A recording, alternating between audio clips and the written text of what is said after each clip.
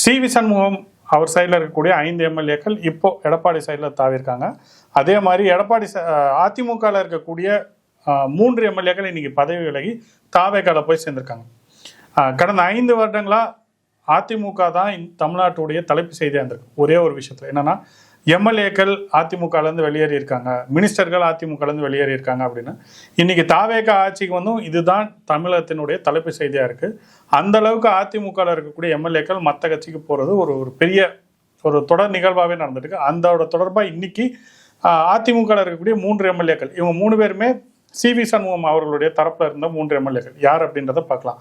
முதல்ல மதுராந்தகம் எம்எல்ஏ மரகதம் குமாரவேல் அப்படின்றவங்க தாவேக்கால போய் இன்னைக்கு சேர்ந்திருக்காங்க. இவங்க பார்த்தீங்கன்னா கடந்த சட்டசபை தேர்தலில் 69,000 ஓட்டு வாங்கப்பட்டிருக்காங்க. தாவேக்கா போட்டி போட்டவரோட கிட்டத்தட்ட 8,000 ஓட்டு வித்தியாசத்தில் மதுராந்தகத்தில் ஜெயிச்சிருக்காங்க. இவங்க 2021, 2026 அதிமுகவில் இருந்த ஒரு எம்எல்ஏ, எடப்பாடி பழனிசாமி அவர்களுடைய காலகட்டத்தில் உருவான ஒரு எம்எல்ஏ. இந்த மதுராந்தகம் என்ன ஒரு ஸ்பெஷல்னா, கடந்த முறை அதிமுக இந்த சென்னைக்குள்ளாரியே அவங்களால ஜெயிக்கவே முடியாத ஒரு சூழ்நிலை இந்த சென்னைக்கு வெளியில ஜெயிச்ச ஒரு எம்எல்ஏ அப்படின்னா இந்த மதுராந்தகம் எம்எல்ஏ. அதுவும் குறிப்பா இந்த மரகதம் குமாரவேல் அப்படின்ற இவங்க தான் ரொம்ப ஒரு முக்கியமான ஒரு எம்எல்ஏ. ஏன்னா இந்த தொகுதியில தான் என்டிஏவுடைய தன் முதல் பிரச்சாரம் அப்படின்றது துவங்குது. நரேந்திர மோடி அவர்கள் இங்கே தான் தன்னுடைய பிரச்சாரத்தை துவங்கினார். இந்த தொகுதியோட எம்எல்ஏ தான் இப்போ அதிமுகலேருந்து வெளியில போய் தாவேக்கால சேர்ந்திருக்காங்க. 2வது முக்கியமான ஒரு எம்எல்ஏ யாருன்னு பார்த்தீங்கன்னா, பெருந்துறையில் இருக்கக்கூடிய ஜெயக்குமார் அப்படின்றவர். இவரும் எடப்பாடி பழனிசாமி அவர்களால் கண்டெடுக்கப்பட்ட ஒரு முக்கியமான ஒரு எம்எல்ஏ.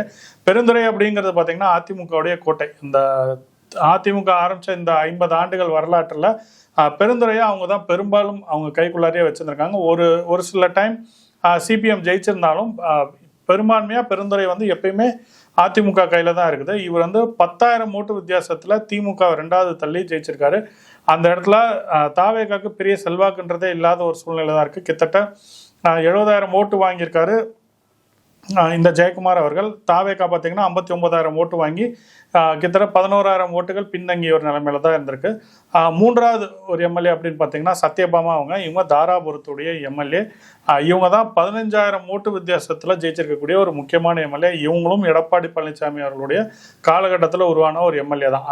இவங்க 3 பேத்துக்குள்ள இருக்க ஒற்றுமை என்னன்னா, இவங்க அந்த காலத்திலேயே ஜெயலலிதா காலத்துல இருந்த ஒரு எம்எல்ஏ, எம்ஜிஆர் காலத்துலேருந்தே வழியாக அதிமுகவில் வந்தவங்கலாம் கிடையாது. இவங்க 3 பேருமே எடப்பாடி பழனிசாமி அவர்களுடைய காலத்தில் உருவான ஒரு எம்எல்ஏ. குறிப்பாக 2021, 2026 இந்த தேர்தலில் தான் இவங்களுக்கு அதிகப்படியான வாய்ப்பு அப்படின்றது கொடுக்கப்பட்டிருக்கு. இந்த 3 பேரும் இப்போ சபாநாயகரை பார்த்து நாங்கள் எங்களுடைய எம்எல்ஏ பொறுப்பை நாங்கள் ராஜினாமா பண்ணிக்கிறோம் அப்படின்னு அவங்க லெட்டர் கொடுத்துருக்காங்க. அதுக்கப்புறம் அதை தொடர்ந்து அமைச்சர் திரு ஆதவ அர்ஜுனா பார்த்துருக்காங்க. அவங்க என்ன சொல்லியிருக்காங்க, அந்த 3 எம்எல்ஏ, நாங்கள் விஜய் அவர்களை ஜெயலலிதா மாதிரி பார்க்குறோம் அப்படின்னு சொல்லியிருக்காங்க. எப்படி இந்த லாஜிக் தான் எனக்கு என்னமோ புரியல. ஆதவ அர்ஜுனா அவர்கள் என்ன சொல்கிறாங்கன்னா, நம்மளாம் ஒரே குடும்பமாக வேலை பார்க்கலாம் அப்படின்றதையும் சொல்லியிருக்காரு. ஏற்கனவே பெரும்பான்மையை நிரூபிக்க முடியாத சூழ்நிலை தான் இன்னைக்கு தாவேக்கா இருக்குது. கூட்டணி கட்சிகளுடைய தயவில் அவங்களுக்கு அமைச்சரவைகளை கொடுத்து இன்னைக்கு தாவேக்கா தன்னுடைய ஆட்சியை நடத்திட்டு இருக்காங்க. காங்கிரஸுக்கு மினிஸ்டர்ஸ் கொடுத்துருக்காங்க, விடுதலை சிறுத்தைகளுக்கு மினிஸ்டர் கொடுத்துருக்காங்க, அதே மாதிரி ஐயுஎம்எலுக்கு மினிஸ்டர் கொடுத்துருக்காங்க. கம்யூனிஸ்ட் கட்சிகள் மட்டும் எங்களுக்கு மினிஸ்ட்ரி வேண்டாம், நாங்கள் உங்களுக்கு ஒரு நல்ல ஆட்சி அமைத்து வெளியிலேருந்து ஆதரவு கொடுக்குறோன்ற நிலைப்பாட்டை எடுத்துகிட்டு வெளியில் இருக்காங்க. ஸோ இந்த சூழ்நிலையில் அடுத்த 6 மாதம் கழிச்சு மீண்டும் ஒரு நம்பிக்கை வாக்கெடுப்பு நடந்தால் அந்த ஆட்சி பறி போயிடுமோ அப்படின்ற ஒரு நிலை ஏற்படக்கூடாதுன்றனாலே மாற்று கட்சியில் இருக்கக்கூடிய எம்எல்ஏக்களை எடுக்கக்கூடிய வேலைகளில் தாவேக்கா ரொம்ப தீவிரமாக முனைப்போடு காமிச்சிட்டு இருக்கு. தங்களுடைய பலம் 118க்கு மேலே போகணுன்றதுனால ஏற்கனவே விஜய் அவர்கள் திருச்சியில் தன்னுடைய எம்எல்ஏ பதவியை ராஜினாமா பண்ணியிருக்காரு. எப்படியும் ஒரு இடைத்தேர்தல் வரதான் போகுது. ஏன் ஒரு தொகுதிக்காக மட்டும் இடைத்தேர்தல் பண்ணணும், கூடுதலாக இன்னும் ஒரு 6-7 தொகுதிக்கு சேர்த்து இடைத்தேர்தல் நடத்திட்டா நல்லா இருக்கும் அப்படின்ற ஒரு எண்ணத்தில் தான் செயல்படுறாங்க போல இருக்கு. அதோடைய ஒரு தொடர்ச்சியாக தான் இந்த 3 எம்எல்ஏக்கள் இப்போ தாவேக்கால சேர்ந்திருக்காங்க. இன்னும் கூடுதலாக அதிமுக சில எம்எல்ஏக்கள் தாவேக்கால சேர்றதுக்கான வாய்ப்புகள் இருக்கும் அப்படின்னு தான் எல்லாரும் எதிர்பார்க்குறாங்க. ஏன் அப்படி சொல்கிறேன்னா, அதிமுகவில் எடப்பாடி பழனிசாமி அவருடைய அணியில் இருக்கக்கூடிய சில பேர் சபாநாயகரை சந்திச்சிருக்காங்க. இந்த மாதிரி நம்பிக்கை வாக்கு எடுத்த போது அதிமுகவுடைய கொள்கைக்கு எதிராக செயல்பட்டு 20 பேர் தாவேக்காக்கு ஆதரவு தெரிவிச்சிருக்காங்க. இந்த நிலைப்பாடை நாங்கள் ஏற்கவில்லை அப்படின்னு அவங்க சைடில் ஒரு மனு கொடுத்துருக்காங்க. எஸ்பி வேலுமணி, அதே மாதிரி சி.வி. சண்முகம், அதே மாதிரி விஜயபாஸ்கர் போன்ற முன்னாள் அமைச்சர்கள் எல்லாமே தகுதி நீக்கம் பண்ணி எம்எல்ஏ பதவியை இழக்க நேரிடுமா அப்படின்றது எல்லாருக்கும் ஒரு கேள்வியா இருக்குது. இப்போ இந்த 3 பேரும் விலகினாங்கன்னா இவங்க தாவேக்கால வந்து கண்டெஸ்ட் பண்ணி அமைச்சர் பதவிகள் வாங்குவாங்களா அப்படின்றதும் ஒரு கேள்வியாக தான் இருக்குது. ஸோ அவங்க 3 பேருடைய எம்எல்ஏ பதவிகள் எம்எல்ஏ பொறுப்புல இருந்து தகுதி நீக்கம் பண்ணாங்கன்னா இவங்களும் தாவேக்கால வந்து சேர்த்துக்கான வாய்ப்புகள் இருக்குது. இவங்களுக்கும் மினிஸ்டர்ஸ் கிடைக்கிறதுக்கான வாய்ப்புகள் இருக்குது. யார் முதல்ல வந்து தாவேக்கால சேர்றாங்களோ அவங்களுக்கு நிறைய முன்னுரிமை, நிறைய சலுகைகள் வழங்கப்படும் அப்படின்ற ஒரு எதிர்பார்ப்பும் எல்லாத்துக்கிட்டையும் இருக்க ஒரு பட்சத்தில் அதிமுக கொஞ்சம் கொஞ்சமாக கரைஞ்சு காணாமலே போயிடுமா, இல்லை எடப்பாடி பழனிசாமி அவர்கள் மீண்டும் அதிமுகவை ஒரு முன்னணி கட்சியாக, ஒரு முதன்மையான ஒரு அரசியல் கட்சியாக தமிழகத்தில் முன்னிறுத்துவாரா அப்படின்றத நம்ம பார்க்கணும். இது ஒரு பக்கம் நடந்துட்டு இருக்கும்போது 28 பேர் கொண்ட இந்த வேலுமணி அவர்களுடைய தரப்புல இருந்து கிட்டத்தட்ட 5 எம்எல்ஏக்கள்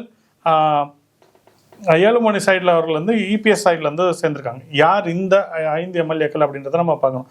ஆற்காடு எம்எல்ஏ திரு சுகுமார் அவர்கள், அதே மாதிரி பன்ருட்டி எம்எல்ஏ திரு மோகன் அவர்கள், அதே மாதிரி அந்தியூர் எம்எல்ஏ திரு ஹரிபாஸ்கர் அவர்கள், அதே மாதிரி சங்கரன் கோவில் எம்எல்ஏ திரு திலீபன் அவர்கள், அதே மாதிரி காங்கேயம் எம்எல்ஏ திரு நடராஜ் அவர்கள். இந்த 5 எம்எல்ஏக்களும் பார்த்தீங்கன்னா எஸ்பி வேலுமணி, சிவி சண்முகம் அவர்களுடைய தரப்புல இருந்தவங்க. இவங்க 5 பேரும் இன்னைக்கு போய் எடப்பாடி சைடு அவர்களுடைய தரப்புல போய் சேர்ந்திருக்காங்க. ஸோ பொதுவாக என்ன அரசியல் சூழ்நிலை என்ன குறிப்பிடப்படுதுன்னா, எஸ்பி வேலுமணி, விஜயபாஸ்கர், அதே மாதிரி சிவி சண்முகம், இந்த 3 பேரை தவிர யார் வந்தாலும் ஏற்றுக்கொள்ளப்படும் அப்படின்னு அவங்க சைடில் ஒரு விளக்கம் கொடுத்ததாகவும், அதனால கொஞ்சம் கொஞ்சமாக இந்த அணி கடைஞ்சு அங்கே போய் சேர்றாங்க. எடப்பாடி பழனிசாமி அவர்கள் மேலே அதிருப்தியில் இருக்கவங்க தன்னுடைய பதவியை ராஜினாமா பண்ணிட்டு தாவேக்கால போய் நேரதையும் நம்ம பார்த்துக்கிட்டு வரோம். இன்னும் 6 மாதங்களில் எத்தனை தொகுதியில் இடைத்தேர்தல் வர இருக்கிறது, அந்த அத்தனை தொகுதியில் தாவேக்கா எப்படி ஜெயிக்க போகிறது அப்படிங்கிறத நம்ம பொறுத்து வந்து பார்க்கணும். ஏன்னா தமிழகத்தோட இடைத்தேர்தல் வரலாற்றில் கடந்த 20 ஆண்டுகளுக்கு மேலே ஆளுங்கட்சி மட்டும்தான் ஜெயிக்கிறத நம்ம பார்த்துக்கிட்டு வந்திருக்கோம். இந்த சூழ்நிலையில் அதிமுகலேருந்து வெளியில் போன எம்எல்ஏக்களோட இடத்துல அதிமுகவே ஜெயிக்குமா அப்படிங்கிறதெல்லாம் நம்ம பொறுத்து தான் பார்க்கணும். பழைய தேர்தல் முறைகள் படியே ஆளுங்கட்சிக்கு சாதகமான ஒரு சூழ்நிலையை உருவாக்கி பணப்பட்டுவாடா பண்ணி தாவேக்கா ஜெயிக்குமா அப்படின்றதை நம்ம பொறுத்திருந்து தான் பார்க்கணும். மீண்டும் ஒரு பதிவில் சந்திக்கலாம். நன்றி, வணக்கம்.